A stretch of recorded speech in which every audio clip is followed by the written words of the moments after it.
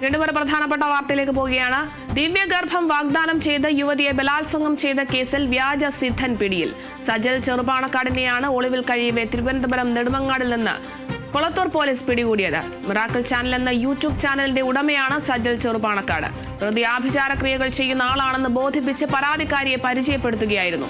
ദിവ്യഗർഭം ഉണ്ടാക്കി തരാമെന്ന് വാഗ്ദാനം ചെയ്ത് ആഭിചാര ക്രിയ ചെയ്യാനെന്ന വ്യാജേന യുവതിയുടെ വാടക വീട്ടിലെത്തി പ്രതി യുവതിയെ പീഡിപ്പിക്കുകയായിരുന്നു.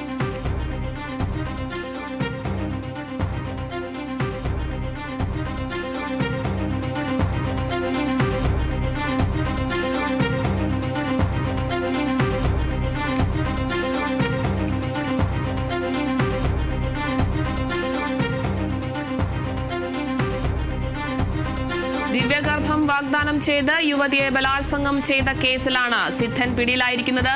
സജൽ ചെറുപാണക്കാടിനെയാണ് ഒളിവിൽ കഴിയവെ തിരുവനന്തപുരം നെടുമങ്ങാടിൽ നിന്നും പോലീസ് പിടികൂടിയിരിക്കുന്നത്. മിറാക്കിൾ ചാനൽ എന്ന യൂട്യൂബ് ചാനലിന്റെ ഉടമയാണ് സജൽ ചെറുപാണക്കാട്. പ്രതി ആഭിചാര ക്രിയകൾ ചെയ്യുന്ന ആളാണെന്ന് ബോധിപ്പിച്ച് പരാതിക്കാരിയെ പരിചയപ്പെടുത്തുകയായിരുന്നു.